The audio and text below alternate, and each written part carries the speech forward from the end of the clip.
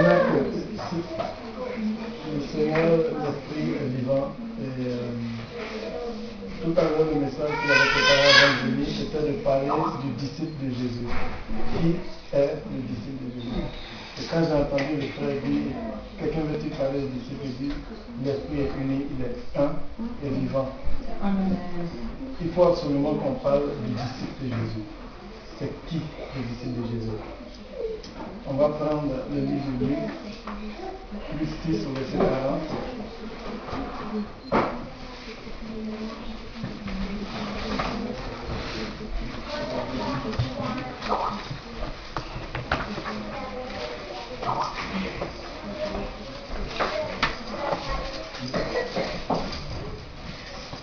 Souvent le mot christianisme a un peu, on va dire, atténué la véritable identité du disciple de Jésus-Christ. On est devenu des chrétiens. Et le chrétien est devenu quelqu'un, on va dire, en grande partie de très religieux dans sa façon de marcher. Alors que dit la parole? On va prendre Jean 6, 40, Luc 6, verset 40.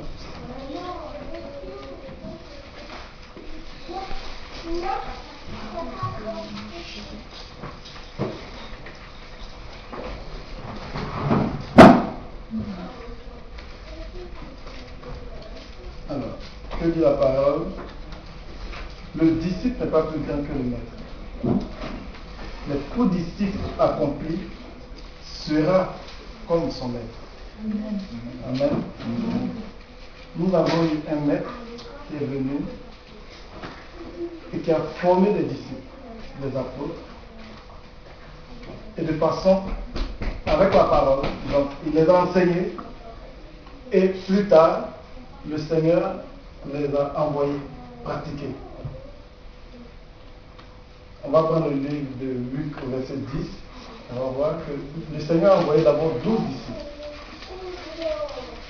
Pendant tout le temps du ministère, les disciples étaient là à côté, ils écoutaient le Seigneur parler, enseigner, écouter ce qu'il disait. Et après, il a envoyé les 12 disciples. Donc, d'abord, on apprend, ce qui est tout à fait normal, on lit beaucoup la parole. Et ensuite, on a envoyé. Mais avant toute chose, tout disciple a besoin d'un équipement. Tout disciple accompli de Jésus-Christ a besoin d'un équipement. Et cela, à partir du moment où le disciple fait le premier pas, puisque le Seigneur déjà aujourd'hui est mort pour nous, donc nous sommes en Jésus-Christ aujourd'hui, nous avons tout. À nous de faire le premier pas. Lorsque le premier, l'enfant de Dieu, le disciple, se répand, le Seigneur fait le pas. Il se répand, il s'engage au baptême, le Seigneur, le baptême du Saint-Esprit.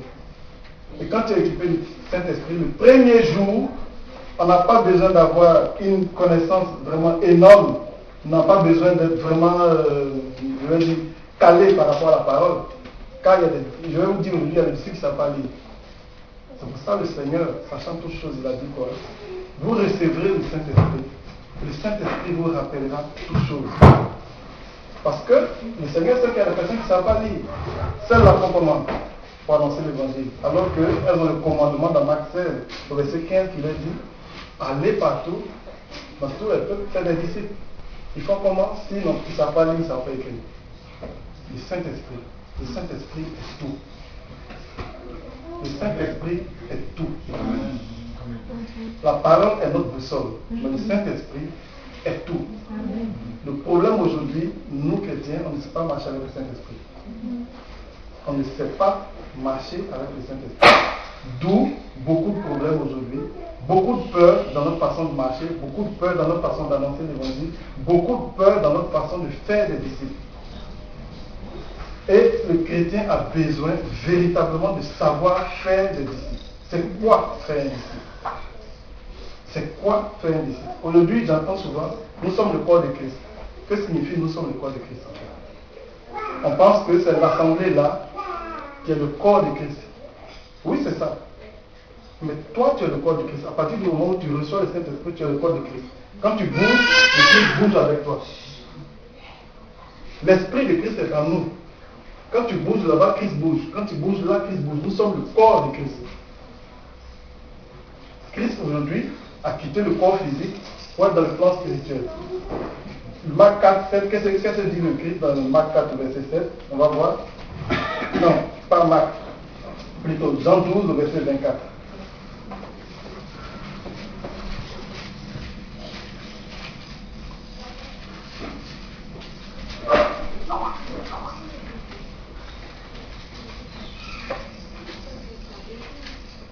En vérité, je vous le dis, sur le grain de blé qui est tombé en terre et meurt, il reste seul. Mais s'il meurt, il porte beaucoup de fruits. Le fait que Christ soit mort aujourd'hui, tout cela, il y a au moins, si on est 15, Christ a multiplié par 15, parce qu'il est mort. S'il n'était pas mort, c'est pas possible. Donc aujourd'hui, plus on bougera, nous en tant que disciples, et plus sa parole se répandra. On n'a pas besoin d'attendre, c'est ce qu'on croit souvent, qu'il faut attendre d'être vraiment calé par rapport à la Bible. Non. L'équipement est indispensable. Si vous n'avez pas reçu le Saint-Esprit, vous voyez un frère, il prie pour vous. L'expérience par rapport à cela, je peux vous dire, le vécu. Par la grâce de Dieu, j'ai vécu certaines choses. Et par expérience, ce n'est pas tout le monde qui parle à langue systématiquement. La parole nous dit, nous avons des exemples pour y avoir du parler en langue. Mais par expérience, aujourd'hui, je vous dis, beaucoup reçoivent le Saint-Esprit sans systématiquement le manifester par un parler en langue. Pourquoi je ne peux pas vous dire? Est-ce un blocage parce qu'on a eu un passé religieux peut-être? Est-ce un blocage parce que la personne a certaines peurs au moment où on prie pour être? Je ne sais pas. Toujours est-il qu'on finit toujours par parler en langue. Mais ce n'est jamais, pas forcément systématique. Pour beaucoup, quand on prie, la norme, parce que le Seigneur a fait les choses et ça ne change jamais. On dit l'exception confirme la règle, effectivement. Dans toutes les lois, le Seigneur a l'exception. Les exceptions de la loi. On a vu la femme qui a commis l'adultère et qui devait se faire lapider. Mais qu'est-ce que le Seigneur a dit? C'était la loi pourtant. Il n'a pas violé la loi. Mais le Seigneur lui a fait grâce. Et le Saint-Esprit, c'est tout pareil. Souvent, les personnes reçoivent le Saint-Esprit, comme systématiquement on ne parle pas la langue, ça crée tout de suite un problème dans leur tête. Non! Le Seigneur a dit, il n'est pas méchant. Amen. Si on lui demande le Saint-Esprit, il donnera le Saint-Esprit. Amen. Il ne va pas vous donner un serpent. Non. Dès lors qu'on prie, commencez à prendre votre vie chrétienne en charge. On n'a pas besoin, véritablement, je le répète, d'être super calé dans la parole. Non. Laissez le Saint-Esprit vous conduire. Que faire? J'écoute le Saint-Esprit. Le matin, je prie, j'écoute le Saint-Esprit. J'y vais. On n'a pas dit, ça c'est le problème, et c'est pour ça que je parle de façon pratique en fait. On n'a pas demandé à tout chrétien de pouvoir engrainer tout le monde. On dit de faire des disciples. Faire un disciple, c'est de trouver la personne, comme le Seigneur dit, la personne de paix. C'est la personne qui est disposée à écouter la parole. Ceux qui ne sont pas disposés à écouter la parole, laissez-les. Et puis que ça ne vous frisse pas. C'est comme ça.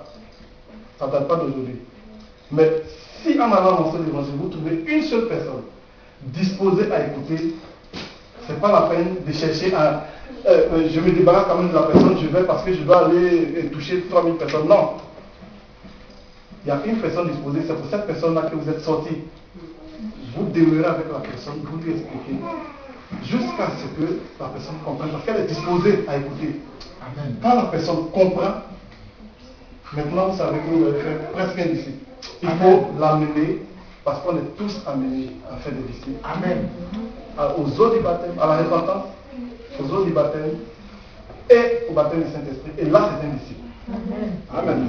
Amen. Amen. Il ne s'agit pas d'aller dans la rue. C'est vrai, on a ce réflexe. Moi, je le dis encore, je suis encore.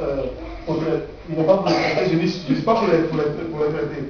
Mais ça me sert en fait d'adresse pour donner aux personnes. Mais aussi, c'est important aussi de donner aussi des traités. Pour ceux qui sont encore nouveaux, qui ont encore des craintes et des peurs, il faut y aller. Mais le Seigneur a dit une chose qui est très importante. On ne va pas seulement que pour prêcher l'évangile. On va aussi, parce qu'on a reçu le Saint-Esprit, pour prier pour que ces personnes-là soient guéries. Amen. On a deux missions. Allez-y, prêchez et guérissez les malades. Et aussi, si vous rencontrez des démons, chassez-les. Pourquoi? Parce qu'on fait reculer les œuvres des ténèbres par ces actes-là. Les démons, ce n'est pas une grâce pour nous. Non. Donc quand on les rencontre, bon ben on les chasse, monsieur, prenez votre route parce que là, cette personne-là est une créature de Dieu. Dieu nous a appelés vraiment à vivre, vraiment en paix dans la joie, malheureusement, par notre faute, nous-mêmes aujourd'hui, on est là où on est. Mais vous qui êtes les hommes de Dieu, quand vous y allez, n'ayez pas peur. Ce n'est pas vous qui allez accomplir le miracle. Je vous dis. C'est du vécu. J'ai déjà prié, la personne est guérie. J'ai vu que ce n'est pas moi. Je ne vois pas, je ne sais même pas comment ça s'est passé. Tu ne changes pas. Quand tu reçois le Saint-Esprit, tu ne changes pas. Tu ne changes pas. Seulement, il faut avoir la seule chose qu'il te faut, c'est ne pas penser au moment où tu pries. Si tu penses, est-ce qu'elle va guérir? Tout si tu la personne ne va pas guérir, c'est sûr. Ce n'est même pas la peine. Ne pense pas au moment où tu pries. Parce que c'est le Seigneur qui a accompli le miracle. Et plus on fera l'œuvre de Dieu, on se comportera en véritable disciple, plus on sera petit. Et plus on va véritablement se sanctifier. Ce n'est pas en lisant seulement. C'est en pratiquant. Plus tu vois le Seigneur agir puissamment, plus tu vois que tu es vraiment petit. Et plus tu sais qu'il est là. Tu es obligé de te comporter d'une certaine manière. Même parler, puisque la parole est la langue, est le monde de l'unité, comme le dit le livre de Jacques, la langue est vraiment la chose qui nous souille le plus. Mais à partir du moment où tu vois le Seigneur agir autour de toi, le Seigneur marcher avec toi, toi-même maintenant tu mesures tes paroles. Même parler, tu fais attention pour parler. Ok, donc n'ayons aucune crainte. Il est important, si vous avez envie de vivre une véritable vie, comme dans le livre des Actes, absolument, il faut aller vers la moisson. La moisson est grande. Le Seigneur a dit, mais il y a peu d'ouvriers. Le Seigneur a vraiment besoin d'ouvriers. Et chaque fois qu'il nous appelle comme ça, c'est parce que nous sommes des ouvriers. Ce n'est pas parce qu'on doit se réunir là seulement pour prier, mais parce que le Seigneur a besoin de nous pour être de véritables ouvriers. Pour que la parole se répande. Le chrétien est devenu beaucoup trop paresseux. Et il a beaucoup de peur. Ce n'est pas de notre faute. Parce qu'il y a eu un temps où l'Église a été comme ça. Et on n'a pas su faire des disciples. La transmission n'a pas été faite en fait. La transmission n'a pas été faite. Les apôtres certainement le faisaient. Parce qu'ils marchaient deux par deux. Celui qui était à côté de l'apôtre savait que quand j'arrive, il faut prier. Je donne un exemple. Souvent on perd beaucoup de temps à prêcher. Alors que il arrive des moments où il faut laisser l'esprit vraiment nous conduire. Quand on arrive dans un endroit, il y a un malade, il ne faut pas avoir peur. C'est pour la gloire de Dieu qu'il est là. Tu pries, au lieu de faire un seul disciple, tu en fais 100 en une journée. Parce qu'on a prié. Moi, j'ai vu, ça c'était un frère qui avait prié, mais il n'y avait personne, mais c'est lui qui avait prié. Et je l'ai vu, j'ai vu ce miracle, mais c'est un frère. On n'a pas besoin, je répète, d'être ancien, de faire. Le même jour où tu reçois le baptême du Saint-Esprit, vas-y. Amen. On n'a pas besoin de connaître toute la parole. Le Seigneur dit, le jour où vous vous retrouvez devant les synagogues, le jour où vous vous retrouvez devant la justice, ne cogitez pas ce que vous allez dire. À l'instant même, ce que vous devez dire vous sera donné. Ce n'est pas nous qui agissons, laissons le Seigneur agir au travers de nous. Quand on reçoit, quand un frère a prié, recevez, dites, je l'ai reçu, ne cherchez pas. Vous allez aller ailleurs, vous n'allez jamais parler à l'homme. Non. C'est parce que vous n'êtes pas disposé à la langue. Au fur et à mesure que vous allez prier, jeûner, prier, quand vous allez sentir la chose monter, vous allez parler tout sur la langue. Vous sentez monter. C'est l'esprit qui prend le contrôle. Parce que vous avez laissé l'esprit réagir au travers de vous. On a laissé l'esprit vivre. Et apprendre à marcher avec l'esprit est très important. Que Dieu le Seigneur, on prend la parabole du talent par exemple. Matthieu 25 au verset 14. Matthieu 25 au verset 14. Matthieu 25 au verset 14. Au verset 14.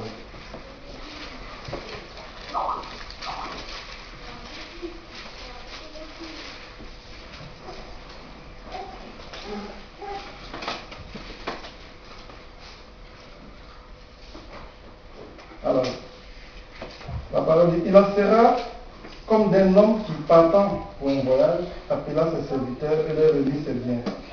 Il donna 5 talents à l'un, 2 à l'autre, et 1 au troisième, à chacun selon sa capacité. Et il partit. Aussitôt celui qui avait reçu les 5 talents s'en alla, les fit valoir, et il gagna 5 autres talents. De même, celui qui avait reçu les 2 talents en gagna 2 autres. Celui qui n'en avait reçu qu'un alla faire un creux dans la terre et cacha l'argent de son maître. Longtemps après, le maître de ses serviteurs revint et il leur fit rendre compte. Celui qui avait reçu les 5 talents s'approcha en apportant 5 autres talents et il dit, Seigneur, tu m'as remis 5 talents. Voici, j'en ai gagné 5 autres. Son maître lui dit, c'est bien, bon et fidèle serviteur. Tu as été fidèle en peu de choses, je te confierai beaucoup. Entre dans la joie de ton maître. Celui qui avait reçu les 2 talents s'approcha aussi et il dit, Seigneur, tu m'as remis 2 talents, voici j'en ai gagné 2 autres. Son maître lui dit, c'est bien, bon et fidèle serviteur, tu as été fidèle en peu de choses, je te confierai beaucoup. Entre dans la joie de ton maître. Celui qui n'avait reçu qu'un talent s'approcha ensuite et il dit, Seigneur, je savais que tu es un homme dur, qui moissonne où tu n'as pas semé et qui amasse où tu n'as pas vanné.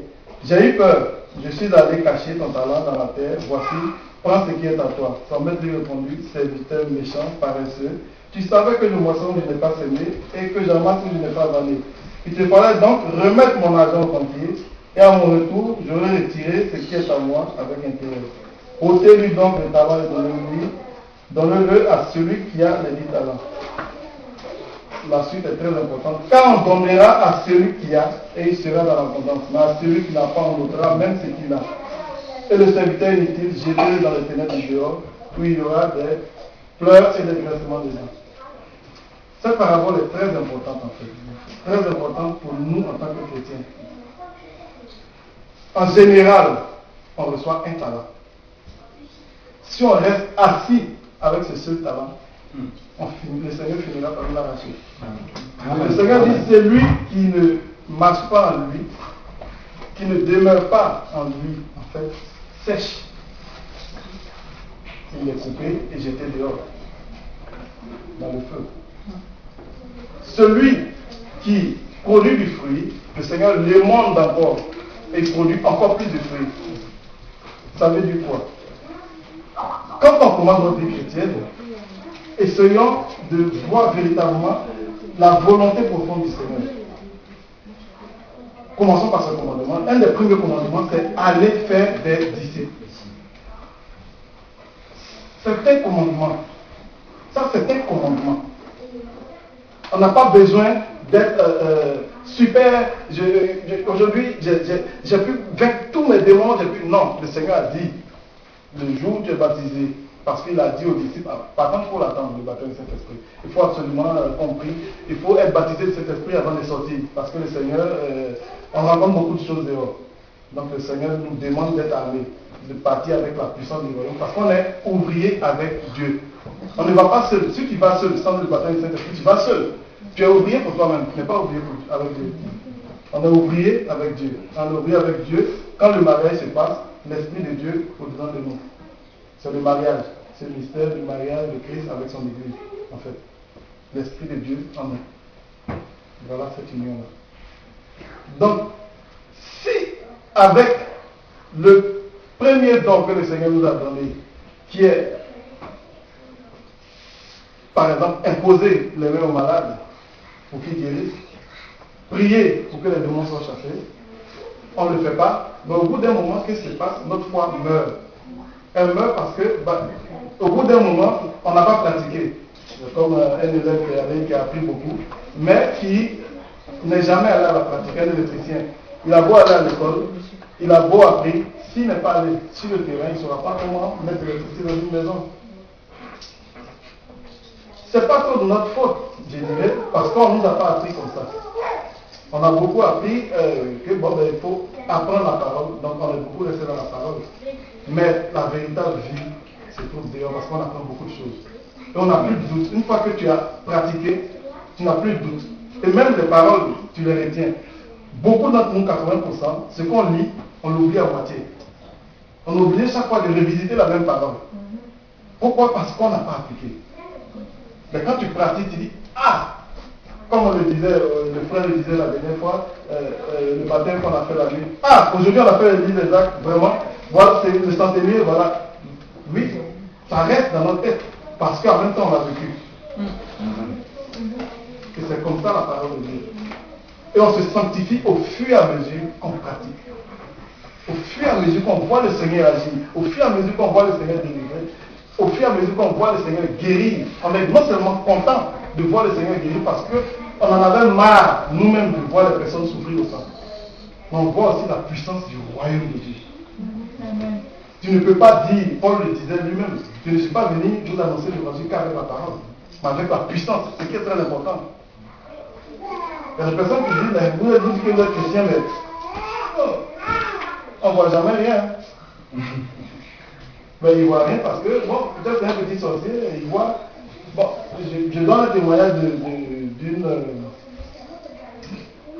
d'une situation. J'avais perdu un frère dans l'année dernière.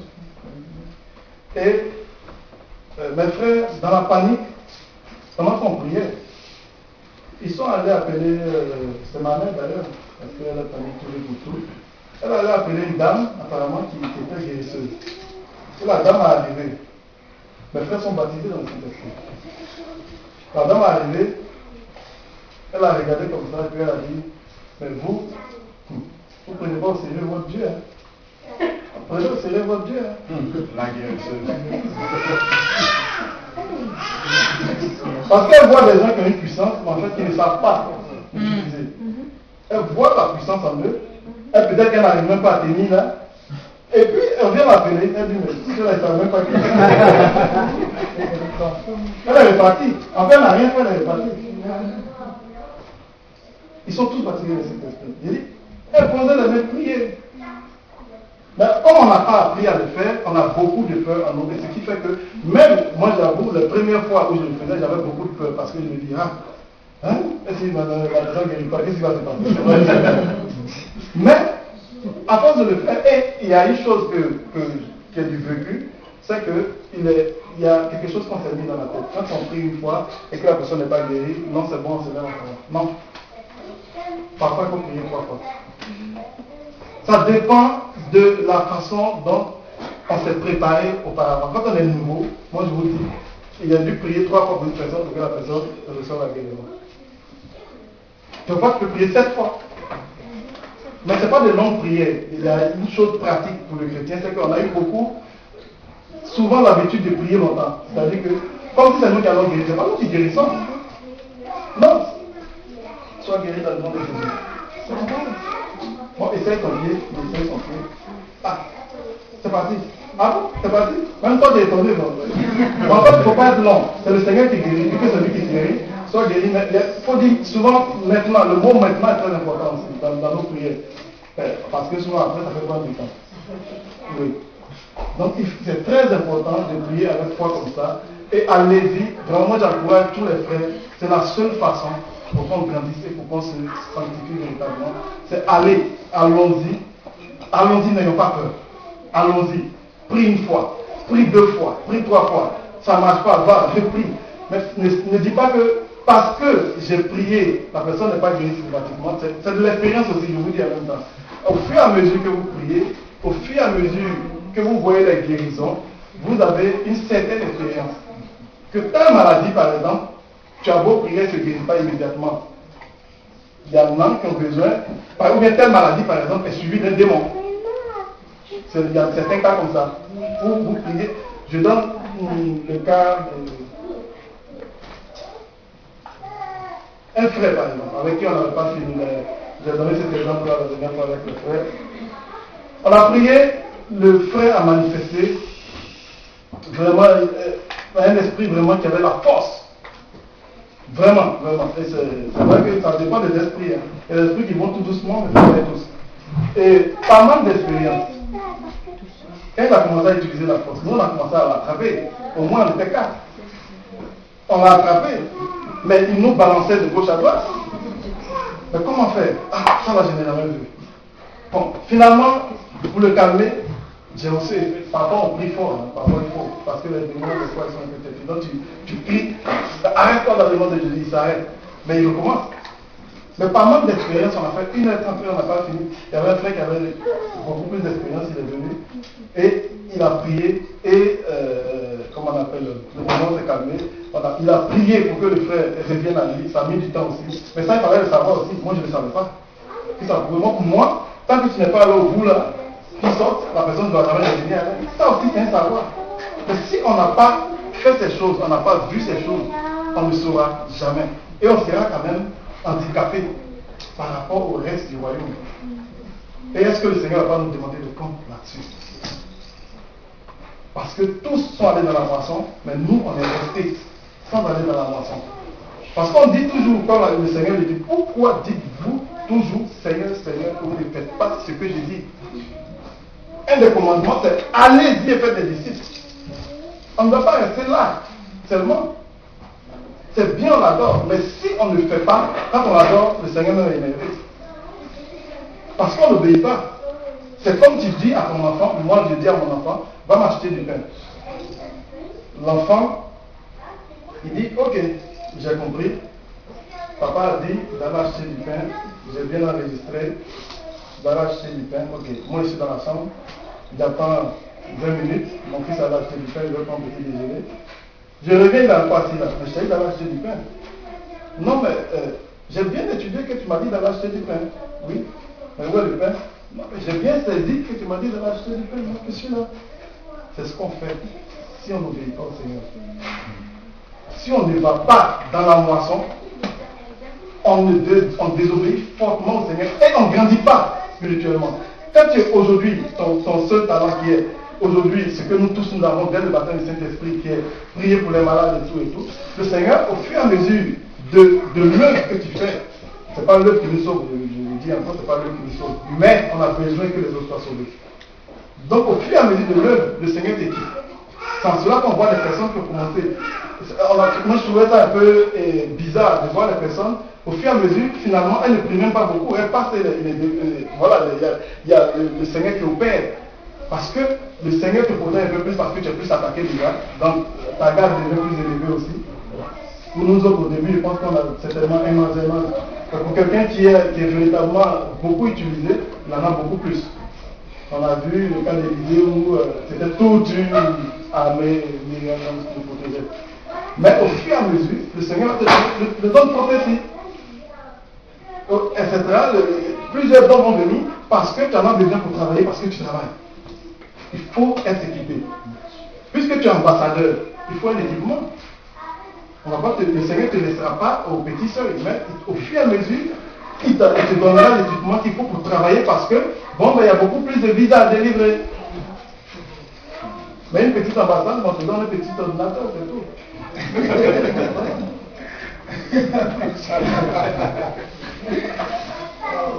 Ok? Donc, véritablement, j'encourage tous les frères, pour ceux qui ont des peurs, qui se rapprochent de ceux qui sont baptisés et qui ont un peu plus d'ancienneté, et que qui se rapprochent, bousculez-les, ne laissez pas comme ça. Voilà le frère Alain Patrick. N'attendez pas seulement.